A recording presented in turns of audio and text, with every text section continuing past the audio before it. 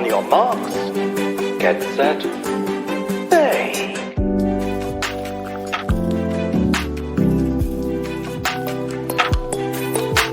I love that.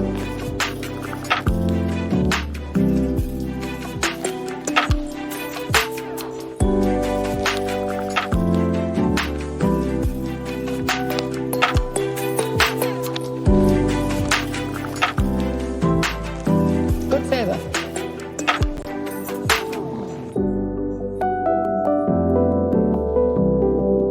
That I really like.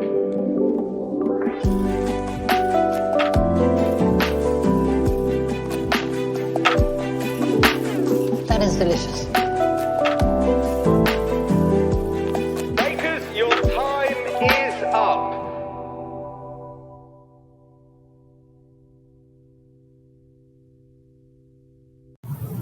Welcome back to the 10-inch Krème Patisserie, the Great British Bake Off podcast, hosted by me, the Internet's Taylor 13, and her, the Internet's Nick Jew. Hello. We're back for some Bread Week action, but we couldn't do Bread Week alone, so we had to drag back to these hollowed halls. Kicking and screaming. Again, number two, who was like, I'm down for the get down. So thank you. It's my homeboy, Chris, semi-finalist from the most recent season of the Great American Baking Show. All episodes available on Roku channel right now. You should go watch that. What's the good word, Chris? Welcome back. Thank you for having me back. Yeah, I think everybody in my immediate family is sick of hearing me talk about Bake Off and dissecting the new season of British Bake Off. My wife's like, we're just gonna watch it. We're watching it. I don't want you to talk about it. I don't want you to compare. Let me just enjoy this. So this is nice. Now I can dissect it a little bit. Love it. Love that for all of us. We didn't get a sketch again this week. I'm disappointed. Again, they blew the budget. This sketch didn't cost that much money. But alas, Jurassic Park, the Jurassic Bake sketch seems to have held us down. So I hope we get something back, because I've seen people complaining in the Reddit about not liking the sketches, and I'm like, you guys are just wrong. I love the comedic stylings of Allison and Noel, so can't call it. This is why I do not get involved with talk about the show anywhere but here. Hey. Because I don't what complaints do you have about anything? Only time I see that Reddit is when I'm going to post about this show in there. Right. That is a Reddit I don't hang out in, because people are a bit complaining in a way that I'm like, y'all gotta chill, baby. It's the Bake Off. Relax. Right. It's supposed to be a very chill vibe. My special treat. Oh my gosh, it was one heck of a bread week, y'all. We'll get to that shortly. But every week we try to hit y'all with a little bit of news.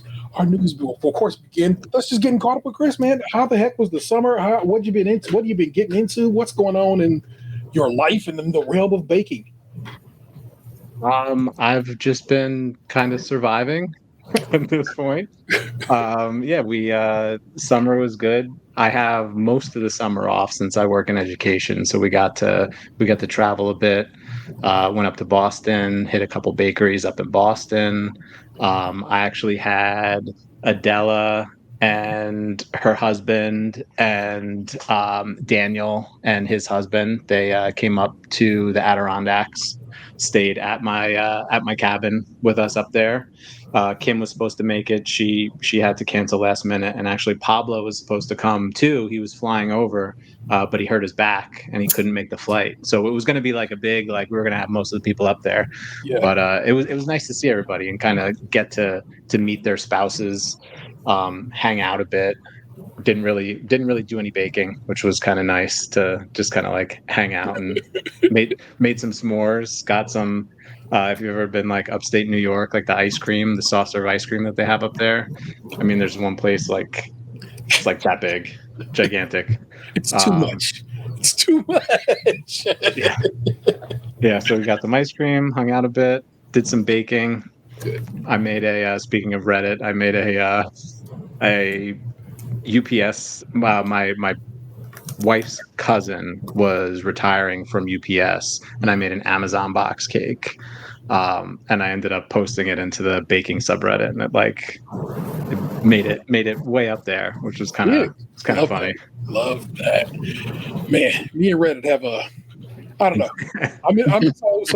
I follow maybe 10 total subreddits, and so the main one I'm in is Hip Hop Vinyl. Of course, that's what I'm super into. Vinyl records, which you can see a ton of, and of course, it's hip hop variations most of the time. Yes, I got new records today. So that particular group, pretty cool, pretty chill vibes. But like I said, the Bake Off, it'd be all over the place. There's some people that got real stinky attitudes, and some people who are just everything I'm looking for when I come to talk about baking. So. I still, Auntie still calls Reddit the dark web. The only time I've been on there in the last year is I was trying to see if the people from this last season of it's that therapy show on Showtime. Yeah, couples therapy, right? Couples therapy. Yeah. I was trying to see if this one couple was still together, and thank God they are not. Man, reality TV is quite the something or other. Yeah. Well, I'm glad you had a chill, a vibey little summer. You know what I'm saying, with friends and family and so forth. I love that for you. Let's give you an article that I thought was pretty interesting. My man Frank sent to us last week, which means I got a video package. Let me pull that out. Boom. Can do me a service? There we go. It was not trying to open. That was crazy. Let's make sure we push the button. Bakers make the world go round. Oh my goodness. I got this cool article that I'm trying to. Why are you being a putt, internet? Here, let me drag this over here so I can kind of look at it. This is from Entertainment Weekly. Randall Colburn on the byline. Where are the Great British Bake Off winners now? Here's who's still baking, who found further fame outside the kitchen. See what life's been like outside the tent for the cozy reality competition's pastry powerhouses. Well done. The enticing scent of cakes, cookies, and cupcakes is in the air once again as the Great British Bake Off has returned for another season. Respect due to Entertainment Weekly for calling it the Bake Off and not the baking show, because come on, you know what it is. For 15 years now, the cozy reality competition known as the Great British Baking Show in the US and Canada has seen amateur bakers who whip up intricate, decadent, and sometimes gravity-defying desserts for a tough panel of judges, including Paul Hollywood and Prue Leith. Winners of the series have gone to great success publishing cookbooks and opening their own bakehouses and restaurants, but some have stretched their fame even further on English and American reality series and baking for members of the royal family. Others have become stars in their own right. One past GBBO winner is currently making bank with an OnlyFans account. Read on to see the Great British Bake Off winners then and now. Well, wait. Let me just say, I know people associate OnlyFans with naughty bits, but that is not solely the purpose of the platform. Sure. And that's fine. I'm not knocking you for having an OF. Apparently, no. Weekly is. So, if it is naughty bits, there's like 5 people. I hope it is. Oh, we have to explicit this episode because there were nobody raunchy puns this Bake Off episode for me not to say something. Oh, I'm gonna get you there. Yeah. I'm very excited to talk about that. Ed Kimber from series 1, however you wish to say it. Ed Kimber is a debt collector from Yorkshire, was just 24 when he won the first season of GBBO in 2010. In the 15 years since he has won, he's written 6 cookbooks. His latest, 2022 Small Batch Bakes, was lauded by English food titan Nigella Lawson, big up, and became a Sunday Times bestseller. He whipped up decadent desserts on shows like Good Morning America and Sunday Brunch, and served the resident baker on the Alan Titchmarsh show. Don't know who Alan Titchmarsh is. Could assume that's a UK vibe. Kimber regularly updates his Instagram with cooking tutorials and also collaborates with Olive Magazine on recipes and videos. So he just a celebrity chef at this point. Joanne Wheatley, season 2's winner. 2011, she is from Essex. She has since published a pair of cookbooks, ran a home cooking school, forgive me, performed cooking demonstrations on the Alan Titchmarsh show. Alan Titchmarsh must be doing something big in England, big up, and penned a column in Sainsbury's. These days, she lives in Lisbon, Portugal, with her husband and dogs, Otis and Olive, and also recently became a grandmother. Unfortunately, the recipe publishing has taken a backseat to the oven I have here because the oven I have here is unpredictable, to say the least. She wrote on her website. Well, that's fun. John Waite from season 3. Manchester. John Waite famously cut his hand on an electric mixer during season 3, but nevertheless persevered to take the cake. I guess he took the cake. I get that. It's the cake stand. But anyway, prior to the show, Waite earned a law degree from Manchester University, but decided to set his heights on professional baking following the competition. I definitely want to bake professionally, but as a home baker, I am going to need training, he told Manchester Evening News in 2012. I intend to raise funds for the Grand Diplôme at the Cordon Bleu and then learn as much as I can. Waite went on to find ample success on TV, serving as chef on ITV's Lorraine, a co-host on the network's Chopping Block, and a frequent guest on Channel 4's Steph's Packed Lunch. He also penned 5 cookbooks during 2014, including 2014's John Waite Bakes at Home and 2019's A Flash in the Pan. Let's scroll toward some more recent bakers. Well, hold on. We got to give it up to Nadia right quick because that's the homie.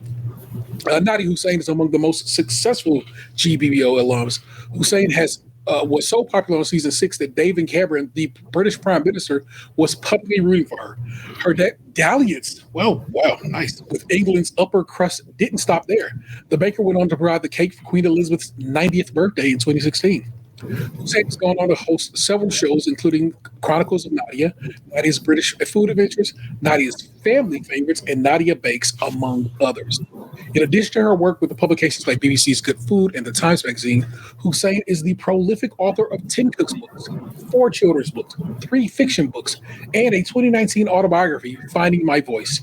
In 2020, she was appointed member of the Order of the British Empire, MBE, for her services to broadcasting and the culinary arts. If you'd asked a couple of years ago, I would have said I just wanted to bake. But actually, it's more than a job, she said in a 2018 interview with The Guardian. I realized the importance of being out there now, because growing up, I didn't see girls like me on television. I didn't see brown skin. I didn't see people from ethnic minorities. I didn't see girls with headscarves. Hussein recently celebrated her 20th anniversary with her husband, Abdul. Love that. All right, scroll. Let me. All right, we're going to start with my homeboy Giuseppe, because you know we love some Giuseppe in this house. A self-described proud Briton, Giuseppe Delano, was an engineer from Bristol who won season 12. His unique style was inspired by his Italian heritage, and he went on to guest on Bake Off Italia in 2022. He capitalized on his success by recapping GBO for Radio Times and writing a pair of cookbooks. He now teaches baking classes and provides catering services. All right. Shabir, very proud to have put Malaysia on the map in terms of baking. She told people in 2022, I love sharing my ideals and my passion for integrating traditional Malaysian flavors into my bakes. For each bake I put on the table, I was proud. A student of genetics and bioinformatics, Yusuf has since worked to educate curious cooks about the intersection of science and baking. She recently presented a birthday cake to legendary Malaysian fashion designer Jimmy Choo. How did I not know Jimmy Choo? Today I learned. I did too. Maddie, love me some Maddie. Babyface baker Maddie Edgel, a teacher from Cambridgeshire, of course, won season 14. Edgel has collaborated with popular brands since his win and flexed his skills on This Morning. He also launched his own bakeware line, which he promotes alongside baking classes and recipes on his website. Edgel revealed he had gotten engaged to his longtime girlfriend during the season 14 finale. The pair wed the following summer and announced their first child in June of this year. Okay, dig up. Of course, Georgia. You know I love me some Georgia. Pediatric nurse from Carmarthenshire. Man, sorry, y'all. Took home the crown in season 15. She's the franchise's first Welsh winner. Bake Off allowed me to find myself again, rediscovering my passions and pushing myself to my limits. You can do it too, she wrote on Instagram. Grasso has inspired many fans, speaking openly on social media about her diagnosis of attention deficit hyperactivity disorder, post-traumatic stress disorder, and postpartum depression. She shares 3 children with her husband. What they didn't put in there is that she announced she was getting a divorce from her husband. So, and she seemed super happy about it. So whatever was going on there, Congratulations. was going on there. Shout out to JR the Otter Bear in the chat. I know you can't see, but just hello. All right. Who also knows who the OnlyFans person was. Spill the tea, JR. It apparently is Mr. John Waite. I guess I didn't go further enough down his little write up. He runs Rough Puff Brownies and its accompanying bakehouse and shares steamy content. They wrote that way, content on OnlyFans. While he says adults only ventures cost him commercial partners and TV opportunities, he remains unapologetic about it. I know that's right. So big up, John. So there you go. But he's apparently he's leaving. Oh, well, I mean, as you will, sir. But yo, plenty of those to be filled in, y'all. That's a lengthy article. I didn't expect to read that much of it. Probably shouldn't have read that much of it, but it'll be in your show notes so you can read through the rest of it on your time. So hope you enjoyed that. But let's get to the lecture at hand. Let me move this back across the screen over here. It's me. And pull up this data point. Our remaining bakers are it's Aaron, Ian, Jasmine, Jessica, Leslie, Nadia, Natalia, Poimon, Toby, and Tom. It's time to talk signature. Nick, please go on. The signature challenge is a delicious, savory monkey bread. The judges are looking for a well-flavored, pull-apart loaf made with a yeasted bread dough. It needs to be visually striking through the use of colored, flavored doughs or glazes, coatings, or toppings. They have 3 hours.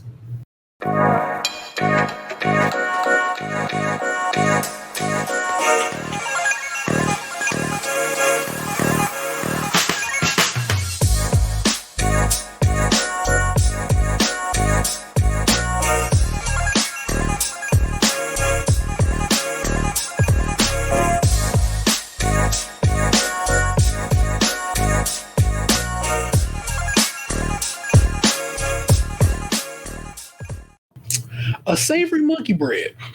Would you ever thunk it? I don't even know if I've ever had a monkey bread. Monkey bread. So I didn't. The only thing that I ever thought monkey bread was, and I didn't know if it was just me, but like it basically like cinnamon rolls, but you just like cut it up and just shove it in and bake it and then you pull it apart. Yeah. I didn't know that it was like a thing other than that. Yeah, I mean, now that I think on it, I'm like, that could be fire. Depending on how you flavor things, but no, I had not considered the taking monkey bread to the savory side of the business, but here we go, the English. I'll give it up to him. First up, it's Ian. He's going for an Irish cheese board flavored with 3 Irish cheeses.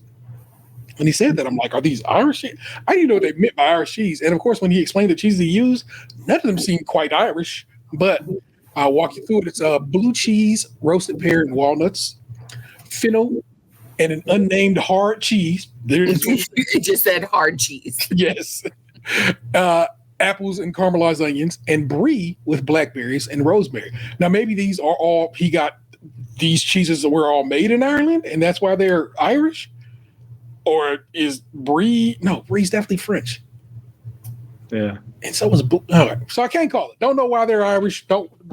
Besides whatever, but hey, that's how he's going to prepare his monkey bread. Monkey bread is a wild title as well. I don't know what. Aaron is going for not for everyone. That not kind of works as on it's a punny situation there. An onion bread with chili and fennel, rolled in Gruyere cheese, nigella seeds, a bit of Marmite, chives, and chives. So that's what we're supposed to be going on there. If you're not aware, and I wasn't actually until maybe about 3 years ago, Gruyere is a Swiss type or Alpine cheese. It's sweet, slightly salty with a flavor that varies widely with age. Young Gruyere is described as creamy and nutty, but more assertive, earthy, and complex as it ages. Gruyere is Gruyere if it comes from Switzerland. It's also Gruyere if it comes from a Gruyere region of France. Otherwise, it's just sparkling cheese.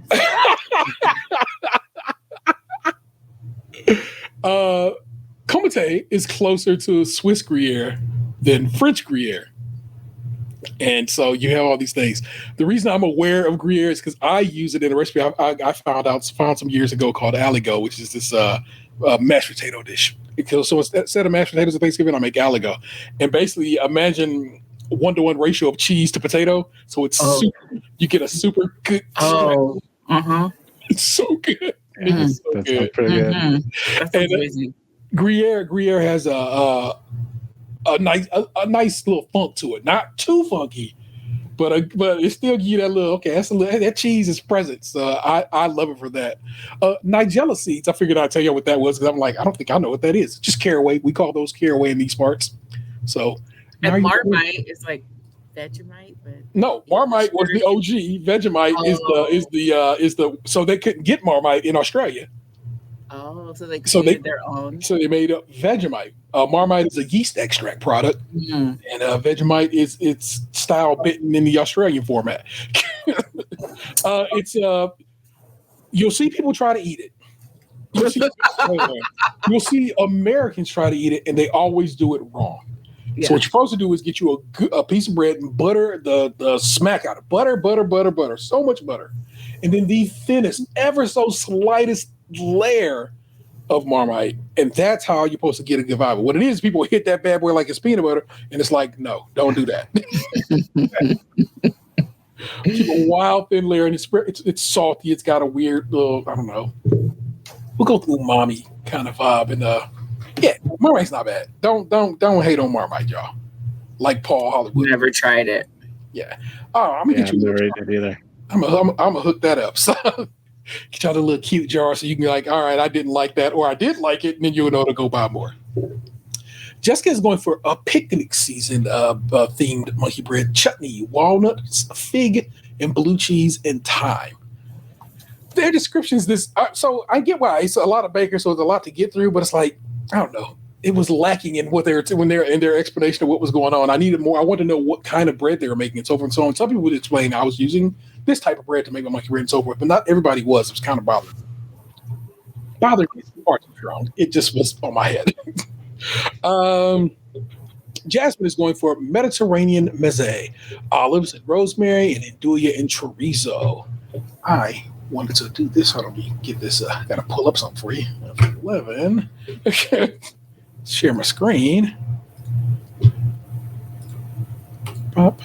All right. Andouille is a Calabrian spreadable sausage.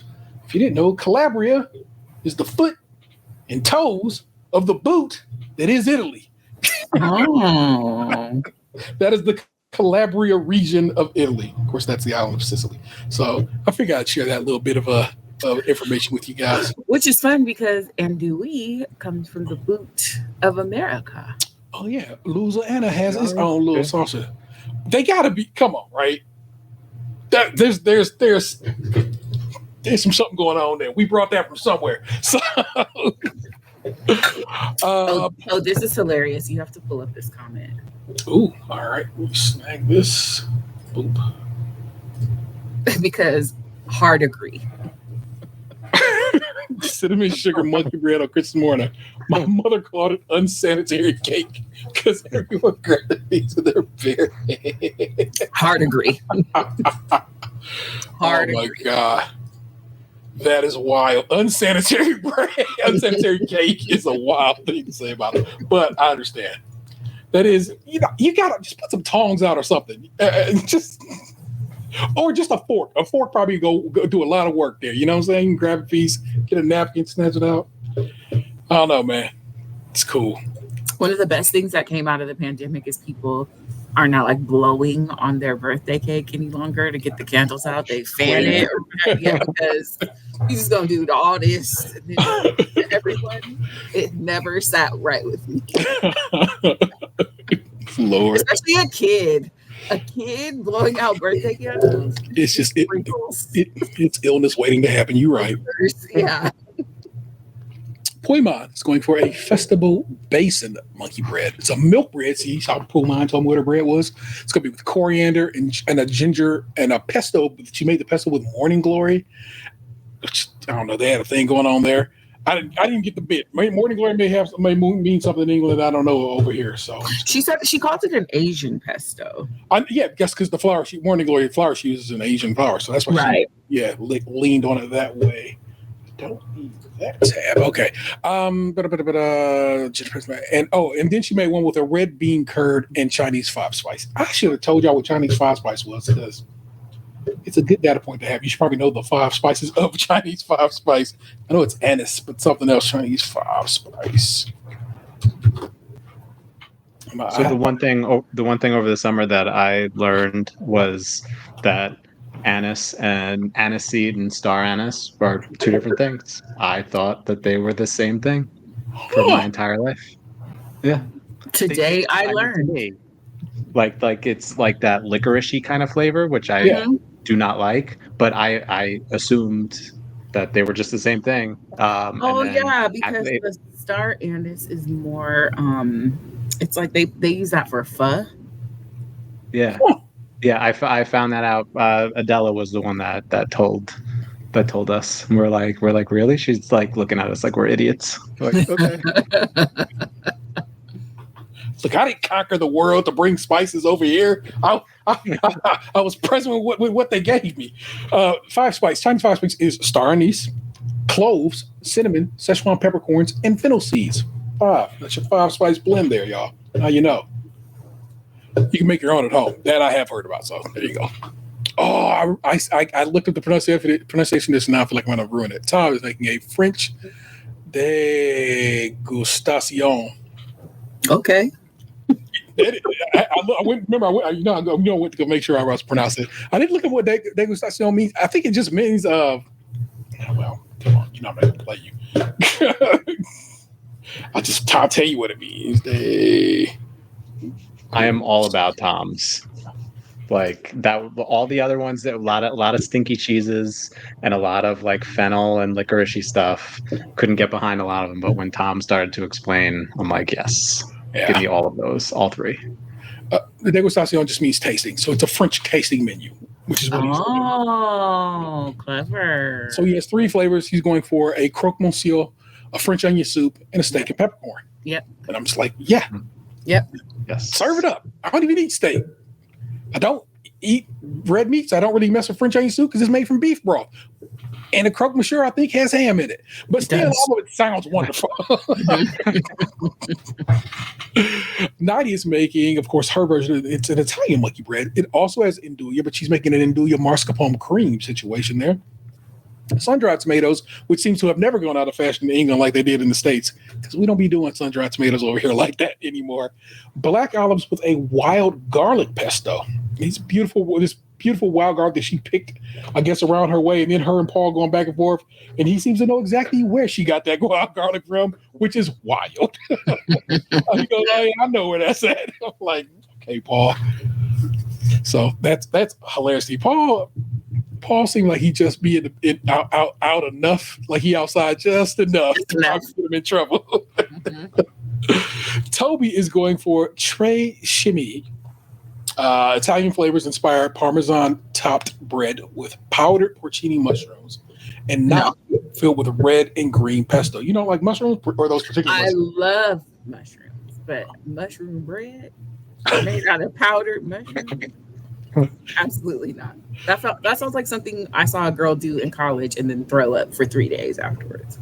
I don't think it was the same mushrooms, Nick. No, probably not. But no. Natalia's going for a family table monkey bread. It's going to be bacon, cheese, parsley, pesto, and onion. That's sure. I don't like pesto. Doesn't do right by my tummy, but I mean, I get it. And Leslie's bringing up the rear here. Family favorite monkey bread, Stilton, pear. Oh yeah, you know what? I did. If nothing else, I was prepared for Stilton. So I didn't Google it just so I could learn it here too. I'm glad you trust me enough to know that I was going to tell you that. Mm-hmm. That is Stilton, you guys. Oh, that's a type. That's one type of Stilton. Oh, I've seen this. I've seen her before. Yeah, Stilton, pear, walnut, and bread covered in a variety of seeds. Stilton is an English cheese produced in 2 varieties: blue, which has Penicillium roqueforti, or Roquefort blue cheese. You probably heard of that before. Mm-hmm. That's what's going on there. And which is added to generate its characteristic smell and taste in white, which does not have the Penicillium roqueforti in it. But one, I thought that was actually a lovely cheese. It looks, a nice looking cheese. And Stilton is a cool name. There's this book I read. There's an author I read. I read all of his books. Christopher Moore. And one of his books has a character name whose name is Stilton. Stilton. And so they call her the cheese. Oh, how funny. Yeah. So, word to Christopher Moore. You should be reading his books. He's a great author. Let's judge this output. Ian's up top. Love the setup. Bake looks good. Great. Nice, strong color. You can see the individual bread balls. Prue loves the flavor and the sharpness of the blackberry. Paul thinks it's superb and also loves the flavors. Quite delicious. Mm-hmm. Ian seemed like he was on point this week till he didn't. For this challenge. Yeah, we'll go with that. Leslie looks really appetizing. Enough seeds like the bottom of a bird cage. Yeah, she didn't do an egg wash. She tried to stick it on her dough with butter. And so when she took it out the pan, they just rained down. Adela made something this week with seeds and did the same dang thing because she took it over and it was straight in seeds. So whatever y'all got to do to make seeds adhere, we got to figure it out. Nicely baked. The pear is good, but where's the Stilton? It's just not forward enough. Good job. Tastes great. Tom, love the look of it. Delicious, but quite sweet from the onions. Flavors are great though. Punchy, strong, and spot on. The croque monsieur takes Prue back to her uni days.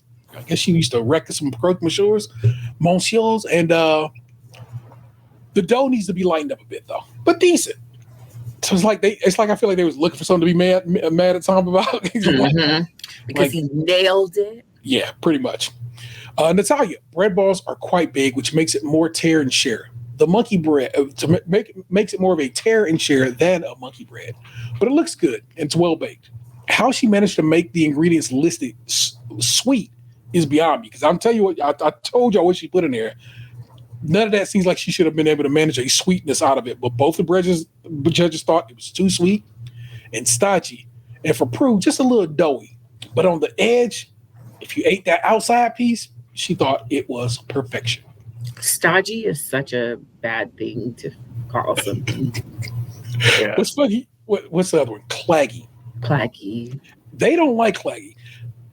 But I know what claggy is, and I would love a claggy brownie because it's just to me, I'm good with that. To them, not so much. So, also, I would never call it claggy. I just call it wet, I guess is what I describe the brownie as. Sticky. Yeah. And I'm okay with it. Gooey is the term. I think gooey is the right word for a brownie. And a gooey brownie is fantastic. So, get out of here.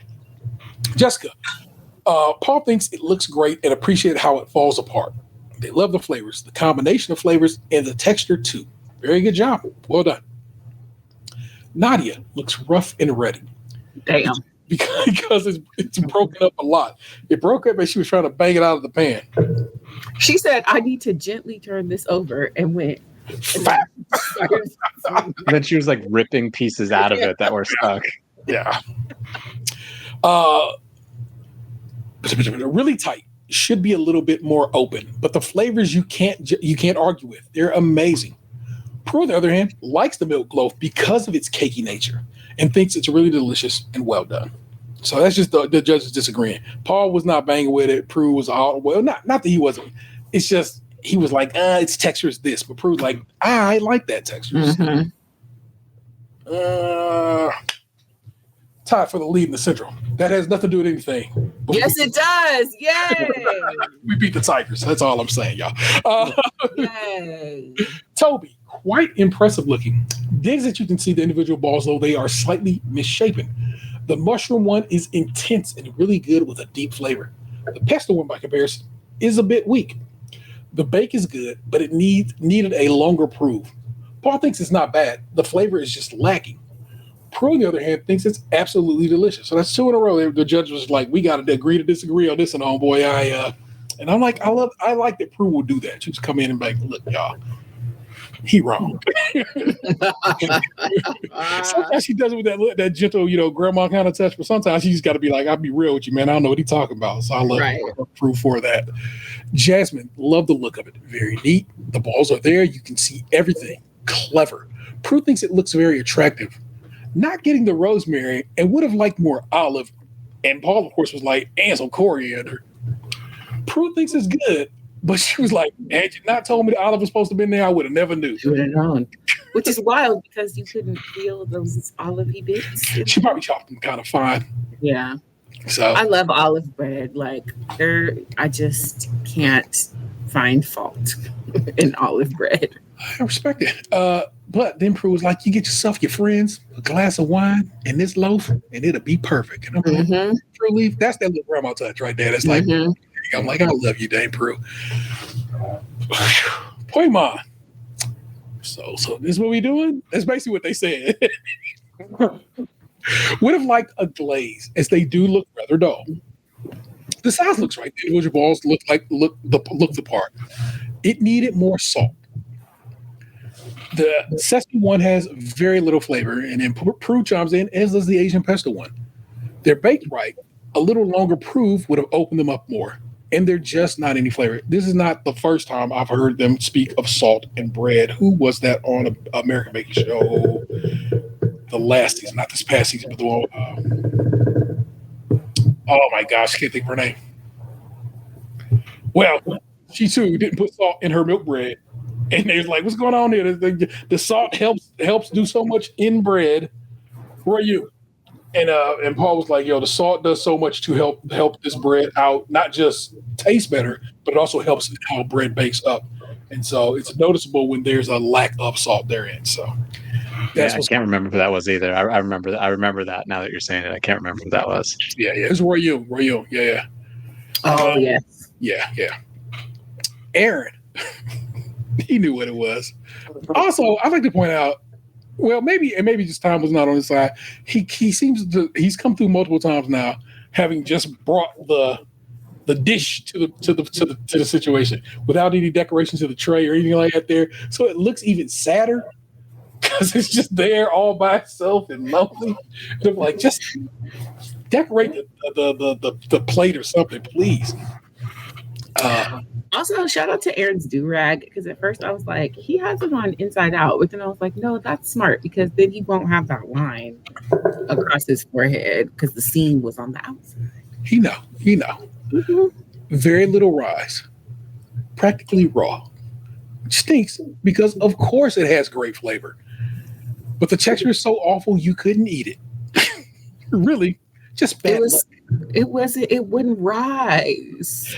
And what I didn't like about this is usually, especially in these situations, we'll get a little bit of an explanation as to why it wouldn't rise. Like, what's going on here, Paul? What would have prevented this from rising? And maybe he shared that with them and they just, got edited out. But yeah. I would have liked to have known, was it the addition of the Marmite and what it does to, whatever? Is it just, it just didn't have enough heat? What caused this issue? I would love to have known.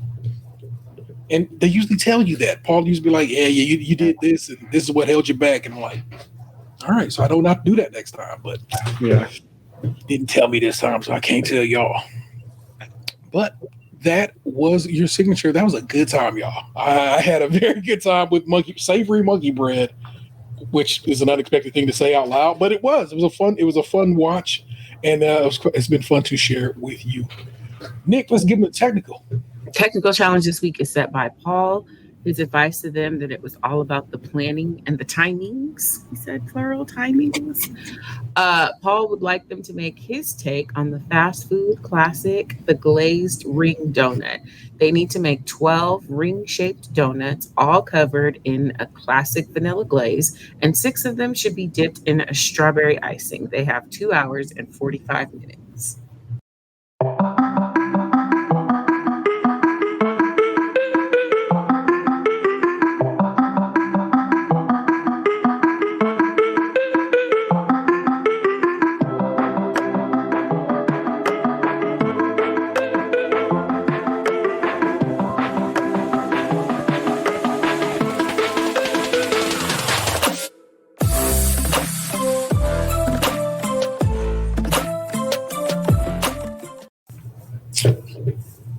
fast food? That was my first. Yeah, I don't know. But I did have to. I don't know if I've ever agreed with Paul Hollywood more than when he said his ideal meal would be a pile of hot dogs and then a pile of donuts. I totally get behind that. Not so much on the hot dogs, but hey, as many donuts as you. That's the thing I do whenever I travel, and I mean wherever I travel, I go and find whomever has claimed to make the best donuts in that area. And that has got me some great donuts in some cities and some terrible donuts in other places. I'm like, why did you think who on Yelp and or Google was reviewing this as positive? Because it was wrong. There's a spot in Detroit that makes fritters is their specialty. So I went there this most recent trip to Detroit and hit them up.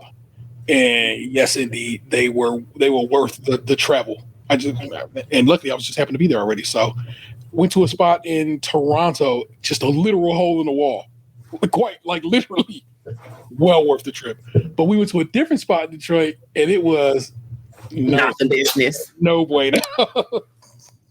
But the owner was super nice, so that helps. Yeah, we did. We went to Fan Donuts in Brooklyn with Adela like months ago. And it was really good. They were really good donuts. It was like unique flavors. They had like a curry one that was like almost like a little savory. Like it was interesting. It was good. And then like we do the same thing. Like my wife always like hits up donut shops when we travel. And upstate New York, we did this one and they had like normal flavors, but then they had one and it was barbecue.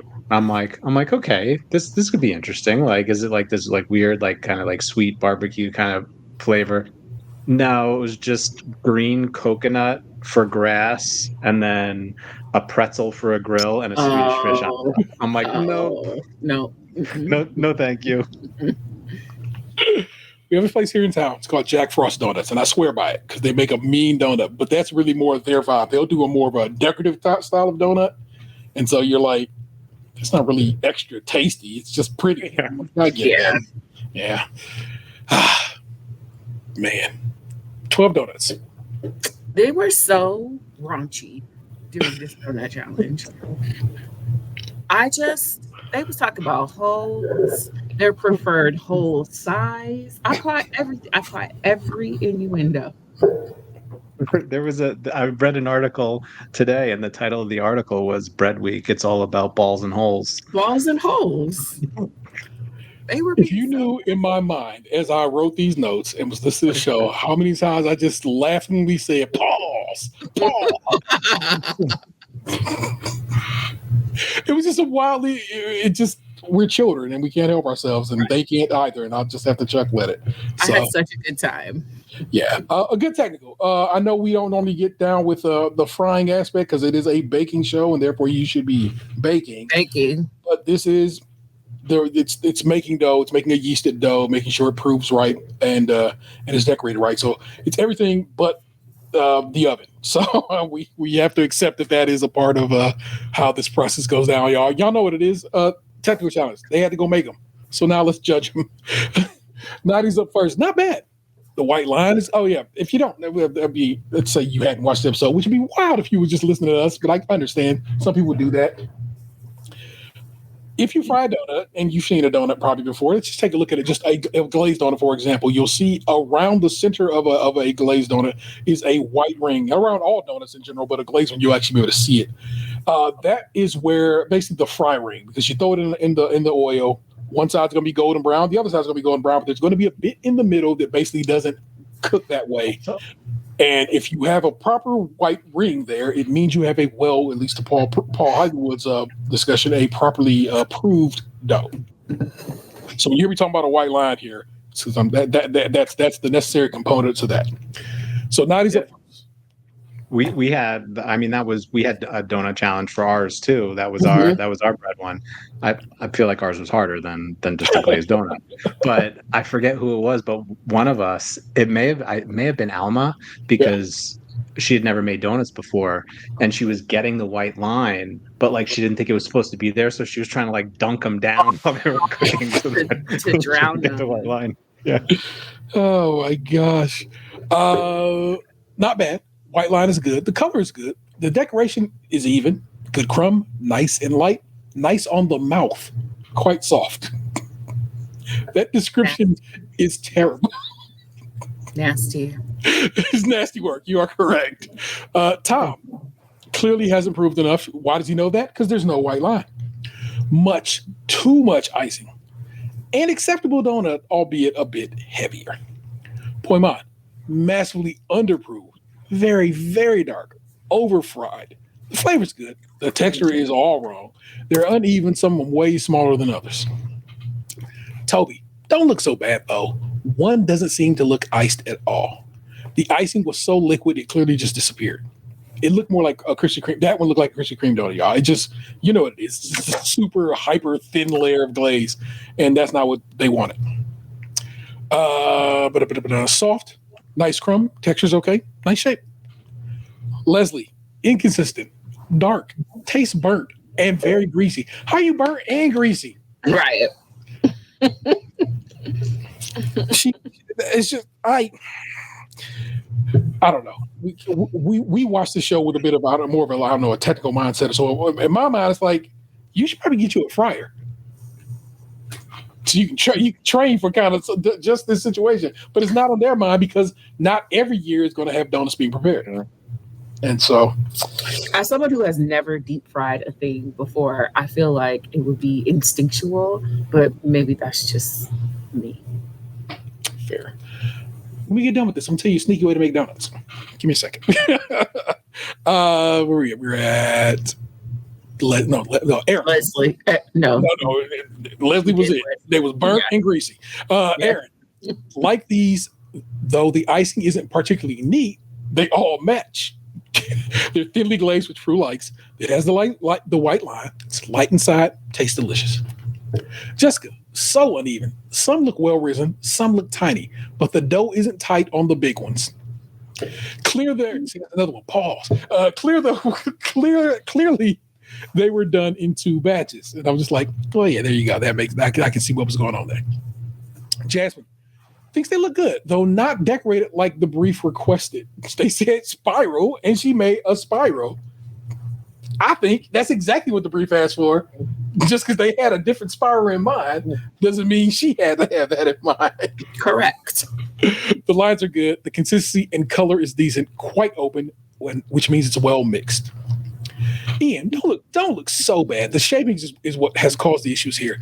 Needs to be slightly thicker on the glaze because he made Krispy Kreme glaze and they wanted, I guess, Dunkin'. Yeah, that's about right. The dough is nice and spongy. It tastes okay, just a bit uneven and terrible icing, just a bit too thin. Which then becomes ironic because Natalia brings up the rear here, and her icing is far too thick. To them, they look fire to me. I'm like, bring me that donut. Yes, please. I want to see it. Glaze of that. Inconsistent, a bit of a mess, but nicely risen and quite big. The bigger ones are really good donuts. Yeah, agreed, fully. Okay, wait, before we do the judging. Chris, I'm glad you're here for several reasons, but I have a behind-the-scenes question. So while they're judging your stuff, y'all just sitting there listening to them. How long on average did they take to judge a technical? So like when they're doing like the talking part of the judging, like when they're actually going bit by bit, that's not as long as when they're doing like the signature and the showstopper. Like, okay, because it's like they're going for like minutes, and you get like this tiny little snippet. I mean, it would probably be like a minute or two where they're just like going and like there are pauses and like they're thinking about it. Like they'll eat it and they'll like think, and then they'll mention it. And then once they're all done with that judging, then we have to like spin around on our stools and not face them while they're like deciding. Oh, they like, order them? Oh, okay. Yeah. Okay. And then we can spin back around. And not then awkward for you to sit there and watch them order them. Okay, but you turn it around. That makes sense. Yeah. We just like spin around and then That is the best thing I think I've ever learned about this show.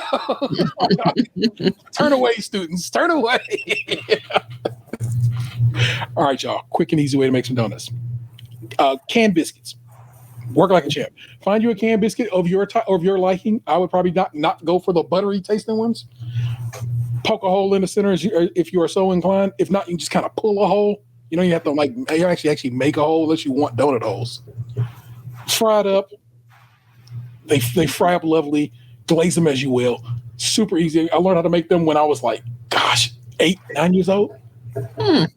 Yeah, so that's just a little quick trick if you want to just whip up some fresh donuts right quick. Cinnamon sugar are the breeziest ones. Of course, powdered sugar the breeziest one. Chocolate is a challenge because making chocolate that will hold on to things involves tempering and so forth and so on. You got to make a chocolate, not, a ganache situation, not a ganache, a glaze situation. And it's not as easy as, dusting something with cinnamon or powdered sugar. Right. Yeah. Oh, thank you. Breezy. Let's rank them. Poi Mine comes in at the bottom 3 weeks straight with her in either the last or next to last spot.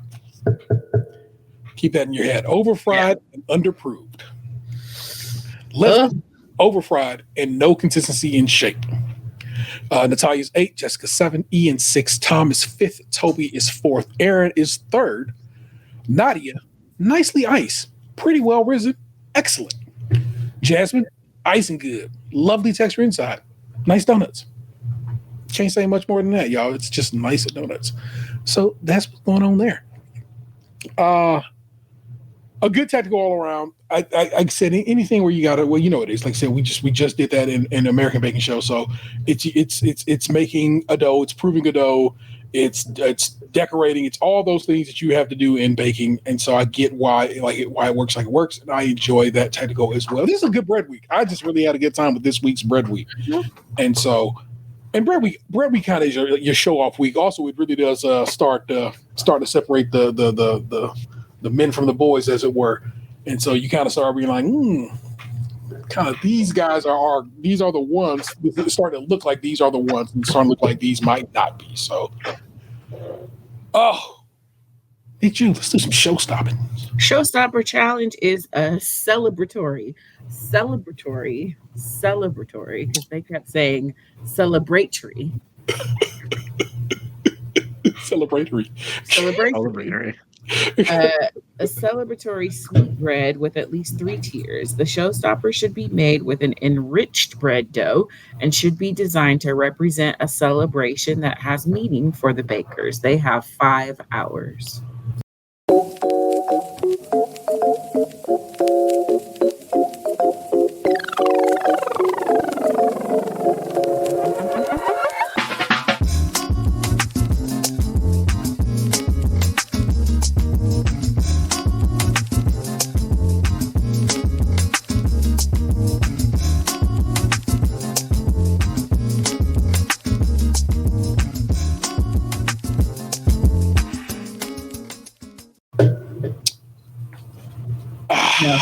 No, I wasn't. So stop it. Nick Jew, were you show stop this week? Don't you interrupt the cipher. No. Why were you not show stop? What was preventing you from being stopped by this show? The thing is, it's hard for me to feel like awe and amazement in a bread week showstopper. It's only happened like twice for me. It's just like the same for cake week. Like if you bring out one round cake on a stand, it could be beautiful, gorgeous, and wonderful. But compared to some of the other showstopper challenges, I don't go like, oh my God, that's incredible. But there were some beautiful like bread pieces. But yeah. No, it was not like, I don't think anybody's was bad. I just didn't see anybody put down a thing, and with one exception, and that was Aaron's. I thought his was absolutely gorgeous. It was stunning. I thought Poi Man's was pretty too, but I think it's just for me, it's a size thing. Fair. And speaking of Aaron, he's up first here. Aaron is making flowers in paradise. It's 4-stack corons decorated with flowers. This is a celebration of life, if you will, cake for 2 of his friends who unfortunately passed away, Fidel and Alicia. And so how this is going to be decorated is flowers down one side for Fidel, roses down one side for Alicia. It's going to be filled with marzipan, cherries, apricot, and be covered in a light rose icing, which they didn't say nothing about when they were initially talking about it. And I felt like Rose normally comes up as a discussion point, probably in the edit when people get it wrong. In this case, he was okay. So with no point talking about Rose earlier than necessary. A couronne, if you didn't know, and I didn't, is a crown bread. It's a traditional French loaf known for its distinctive ring and or wreath shape. It can be made in both savory and sweet versions, with the sweet variety often associated with the holidays, like Christmas. Nadia is making a gâteau de mariage de rêve. I don't know what rêve is, but Okay. I'm not looking it up. It's a brioche dough. She's going to fill it with a raspberry creme pat. At some point, she said she used a creme, I think a creme mousseline for something else.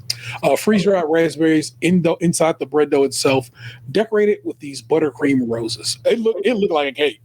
And so, big up to that. It had cake texture, too. Ian, Sam Hain is how I pronounce it because it's how I've been taught to pronounce it, but they called it something else. I feel like they said Sam Juan.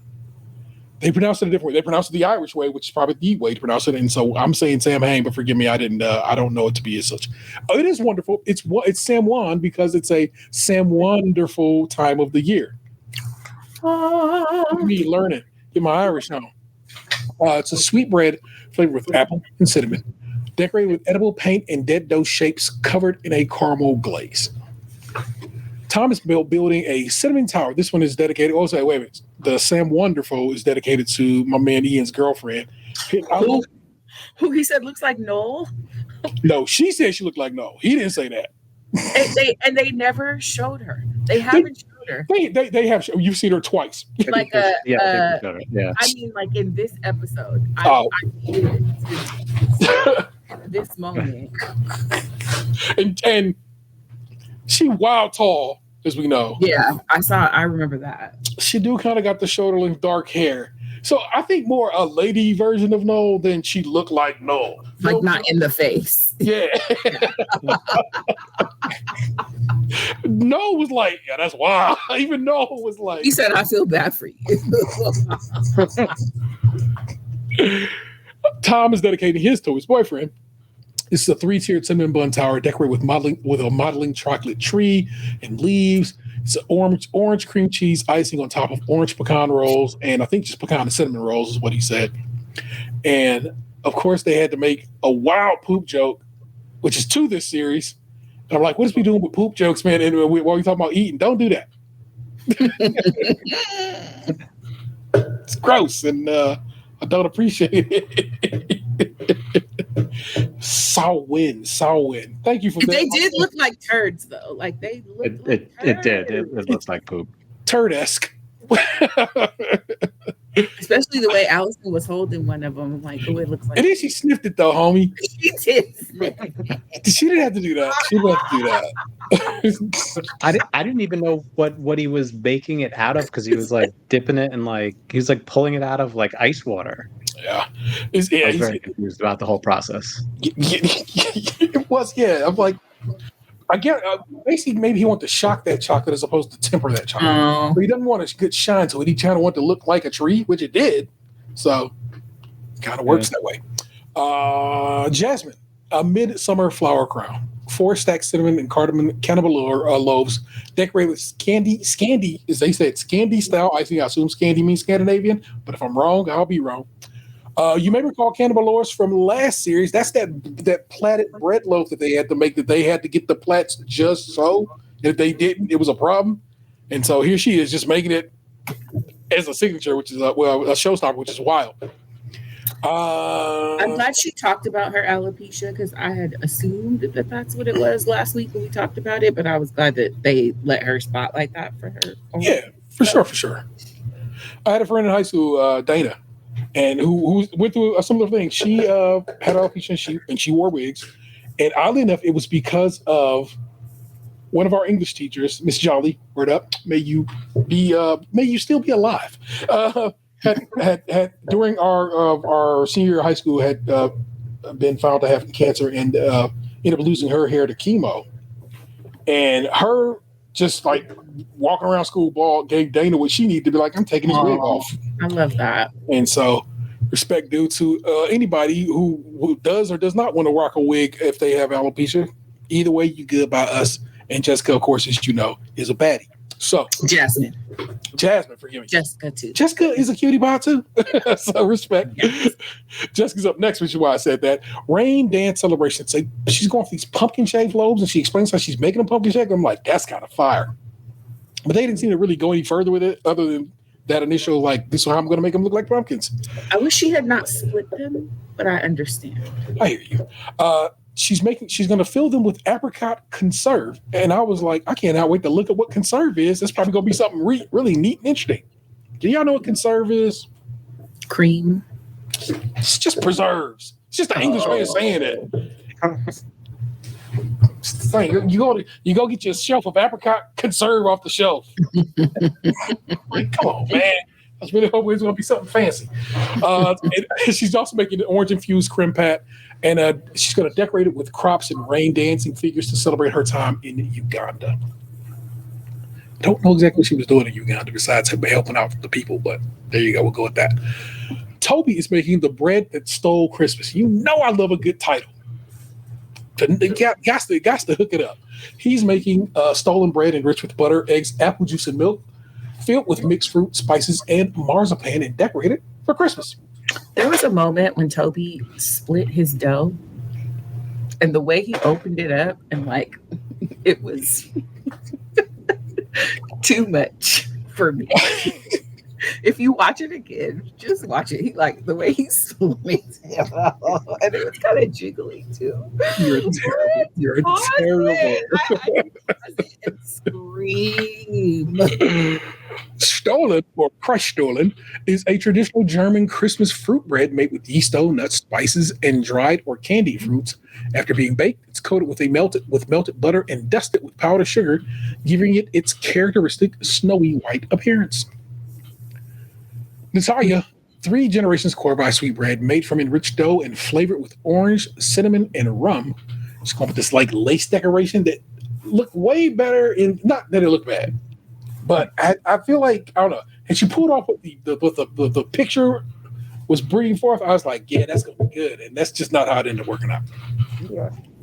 She's like, put it up too high. I don't know. Or she made it before the bread was out. I don't think she got a chance to size it right. She made it assuming that it was going to be of one size, and it was not. So that's kind of what the issue ended up being with that. Poimon, really trying to save herself, comes through again, y'all, with some greatness. She's making coconut cocktail wedding. It's 3 tiers of braided milk bread, a coconut paste, glacé cherries, and decorated with these red roses. Everything about Gorgeous. Gorgeous. Yeah, I'm just like, I want to taste, and alas. I figured out why I had that extra video. So I was like, why do I have this? I have it because when for a Mega Making Show, I had interviewed Kim before we even did any of the other production on the show that season. So I needed a gap between going from the show to that interview and then back into the show. So that's why that extra video. But now I'm gonna use that extra video as a stopping point between here and judging our show and judging our Showstopper. So here, now you get that video.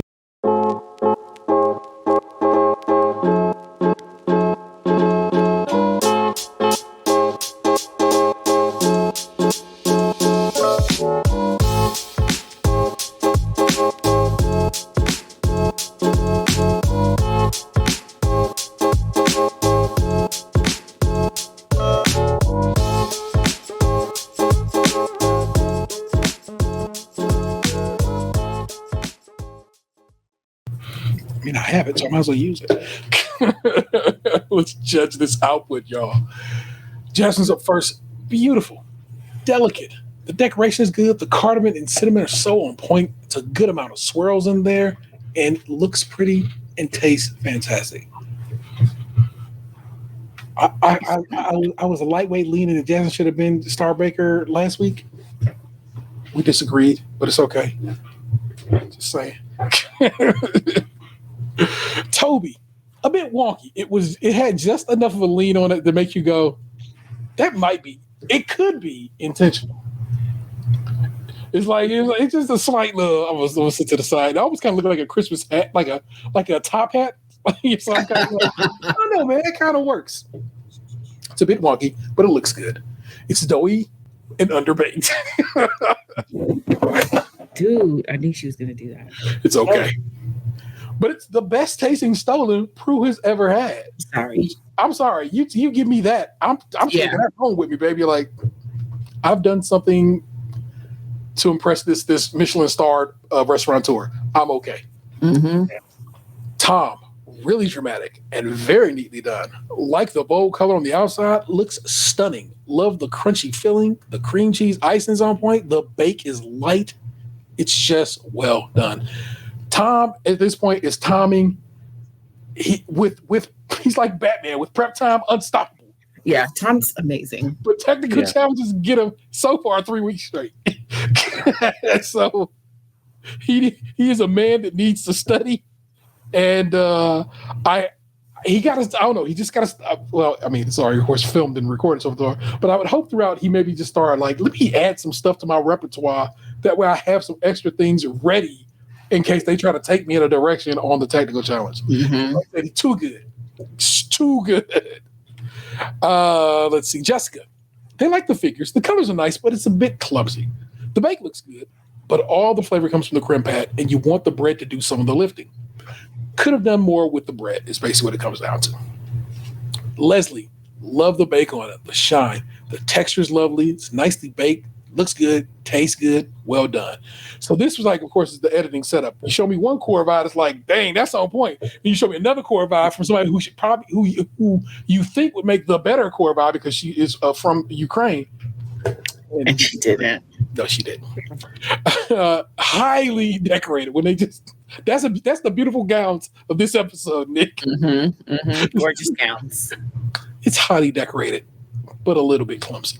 The lace is nice, but you can see where the edges meet. They call it the joints. Joints. Yeah. The spice levels are good, but the dough is what, Nick? Claggy. It needed more proving. But then the flip of that is, of course, Prue like, I love the way it tastes, though, and it just lacks finesse. They do a real good close-up on this corvi,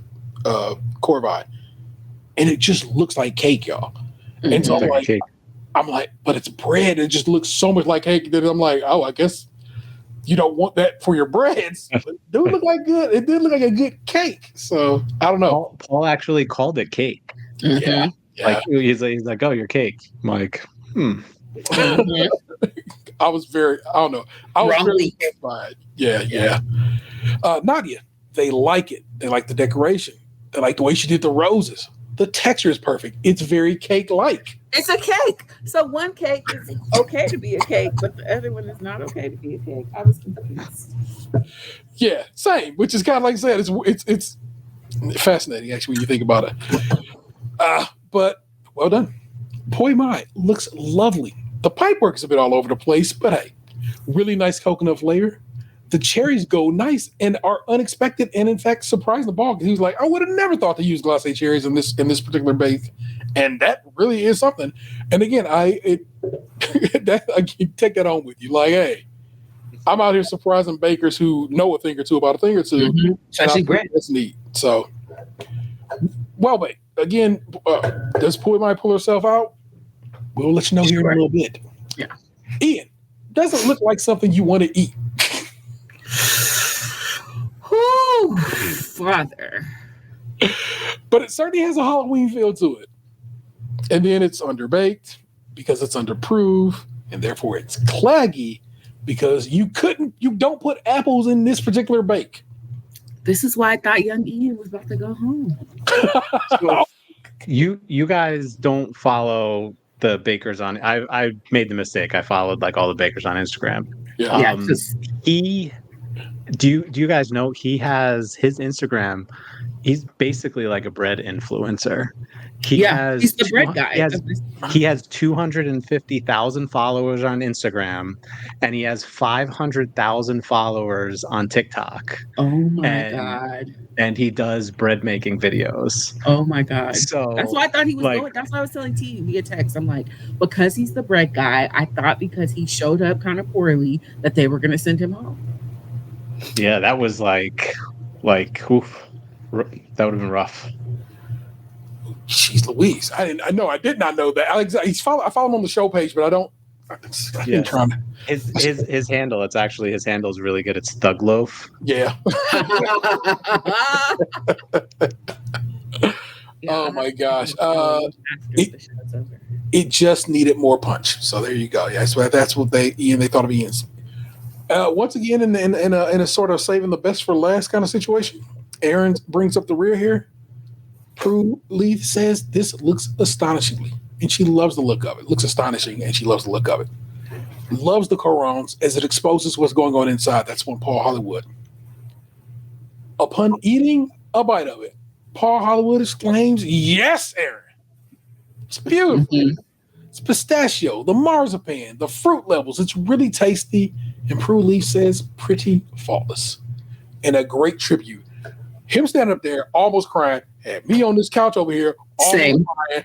And I'm just like, come on, man. You can't make me cry to bake off, guys. I think I actually cried. Yeah. And I know, and like I said, it's both. I know he recognizes, yeah, I did that. And at the same time, he also recognizes that it's a tribute to his friends who are unfortunately are no longer with us. And so I love that for him. And I love that he pulled this off, especially after Signature, which was so poor. It was like, I told you I could bake. I know that's why Allison and Noel got in and hugged him, because he was so on the verge of tears. They was like, that's like almost like I don't know. I'm gonna say it's a producer push. It might be more of an Allison push. Let me go hug this poor baby. So I love that about this show, and I love that for them. Your star baker is who should have been star baker last week, in my opinion, and that is Jasmine. I love it for her. I'm so excited to be star baker. Not to hate no Tom. Disrespect. Not to hate no Tom, because Tom came through with some amazing stuff. It felt like Jasmine was going to be star baker, but the way they were speaking last week is all it is. Yes. I think she should have been star baker, but she earned it this week. Came through. Yes, and I love that for her. Sent home, and I sat here thinking on this as I watched this, and I was like, well. Look at what's going on here. We can see that Aaron pulled himself up out the swamp with both a solid technical and a showstopper. So he's not really in it. Then you're like Ian, but then he had a really solid signature, low tier technical, and the technical don't matter till it matters. Till it does. So and it's like, I go, Nadia. Not Nadia, Natalia. See, I'm always gonna get these two. Those end names. I'm like, I thought it was gonna be Natalia, because she had a poor technical, not a bad technical, but it's poor-ish. You know what I'm saying? A sweet monkey bread, which still makes no sense to me, because what ingredients made that sweet? But okay. And I was like, damn, Poimon really pulled it off. But I think Poimon, again, coming in last in technical multiple times, and then or the bottom tier, a very unsalted, unseasoned bread in the signature, could not rescue herself this week. Poimon is who gets sent home. And I could argue for other people who maybe got sent home, but actually I was like, yeah, that's true. What Paul said before going into the showstopper is what convinced me that she was going home. Why she went home, because she keeps performing poorly in the technical, and that is really where you show your skills as a baker. And ultimately, if every week you've performed either dead last or second to last thus far, and she even said herself that she was surprised she made it to week 3. So I think she's delightful. Her showstoppers were all wonderful, but if you can't come through in the technical, it's a baking challenge again, and a real poor showing in the signature this week as well. Yeah. So it makes sense as to why she got shown the door this go around. I hate to see her go. Yes, yeah, a real fun addition to this series thus far. But this is the name of the game, and that is the business of the business. Y'all know what next week's episode is? Isn't it like school time or something? It's like back to school. Yeah. It's very exciting. I'm excited for that. I have no idea what the English are going to do for that, what that means to them. So, God, that is going to be a good time. I feel like for us it would be like Pop Tarts and like Little Debbie. Grilled cheese sandwich. Yeah. That aired a few hours back here tonight here in the UK, so it should be available via sources for me to watch. So I might give it a quick little look to at least catch a vibe of it. But let's walk through some housekeeping and all that good stuff. Normally, you can catch us live in the chat every Tuesday around 8:30 p.m. Eastern Standard Time on YouTube and/or Twitch. Make sure you comment, subscribe, and also share with anyone you think would get down with what we're doing over here. If you're listening on Apple Podcasts or Spotify, hit us with them 5 stars. It helps so very much. If you are so inclined, message us at podcast@staycrunchyandmilk.com or call, text, leave us a voicemail at 216-264-6311. That's 216-264-6311. We'd certainly love to hear from you. Of course, hear from you. We have lots of feedback this week, y'all. Let's go through it. Frank, of course, hit us up. Frank be hitting us up almost. I think Frank does us the service of not hitting us up until it airs in America, which is dope that he does that because he didn't have to. That way, I have nothing, having had nothing spoiled when I check the show's email. Thoughts on season 6, episode 3. Hi, all. Another bread week in the can. I'm sorry to see Poimon go. She was very likable. She was absolutely lovely on the Extra Slice program and looked chic and stylish. I have not watched any Extra Slice this week, but I need to watch at least Poimon's episode. Nadia did her hair for the show because Nadia, of course, is a hairdresser. Oh. Her departure was a good reminder that there's a difference between talent and competitiveness. Shows like GBBO and The Sewing Bee say how talented a contestant is, but we often don't see it. But of course, they would have to be talented to get on the show. Poimon is indeed someone we got to see as being very talented, but really struggled with the competition format. It is notable that they don't show Paul or Prue explaining why they eliminated her. It was probably a close decision between her, Natalia, and Toby. Not Toby, it was definitely but I get why he said Toby. I would not be surprised if her elimination was an act of mercy, considering how she continually bombed on the technical. Dang, Frank, that's hardcore. It reminded me how special the cast of season 15 was. Most of them were such excellent contestants and were capable of reaching the finals or winning on a different season.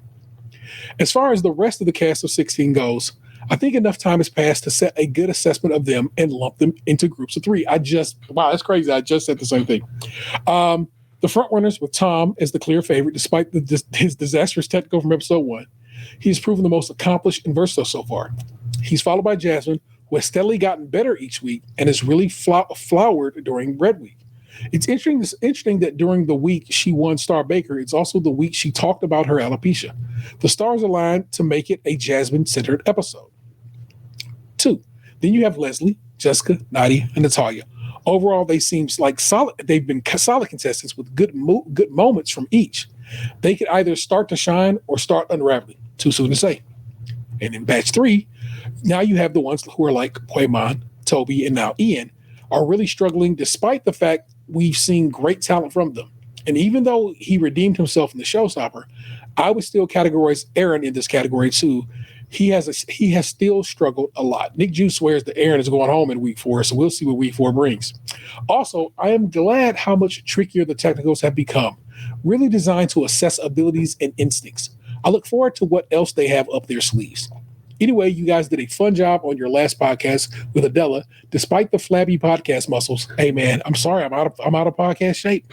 Keep it up, and I'm still holding out that you will get Nelly on the show, or at least Jill. Jill, I've spoken to. I've at least messaged with a couple of times. Jill, hadn't considered that, but now I might. All my best, Frank. And then he wrote back as a little PS. Forgot to mention something about Poimon. During the Extra Slice, they asked her if her husband Paul actually resembled Paul Hollywood. They showed side by side pics. He kind of does. Then we got a text message from Miko Michelle. Hello all. Yay, new season. I want to make sure I didn't get too far behind so that my comments weren't super late. But here I am, just now listening to episode 1. It was great hearing Ant back and Dan as a guest. Hopefully we'll get more of both. Listening to episode 2 shortly. I agree it would be cool if they let all the bakers have at least a week or 2 to shake the tent nerves. Also, I wish there was a black woman this season. Either way, I'm excited to watch and listen. Just wanted y'all to know I'm locked in. Miko Michelle, thank you so very much for getting down with the Get Down and joining us back in the tent. Over on Spotify, Brad hit us up in week 1 and I missed it, and he also hit us up on week 2. So from my man Brad, who will at some point be on this series of Hey, Brad. Don't worry not about that. Week 1, he said, and we're off. Welcome back. And in week 2, he said, deep fried Buckeyes. That may disturb the gods. Agree. If you're from Ohio and you get down with Buckeyes, the idea of someone battering and deep frying them seems just so. It's not something we do here, but it's something I bet you're gonna probably start doing next year when the Ohio State fair come around. We ain't gonna just be letting Minnesota take our shine. JR the Bear, thanks for the episode. Great to see Chris. It was great to see Chris. Chris, thanks so much for jumping in back with us this go around. Real short order, because I was just like, I hit Chris because I knew Chris wanted to do the show. He had already like said, I'm down to get down.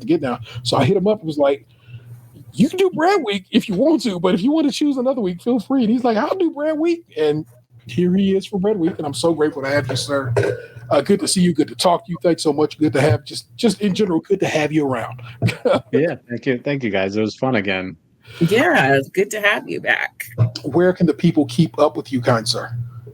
I'm terrible at social media. Same. I'm trying. I'm really trying. So I'm on Instagram. I'm trying to do the Instagram thing. It's at ste.fan.ski.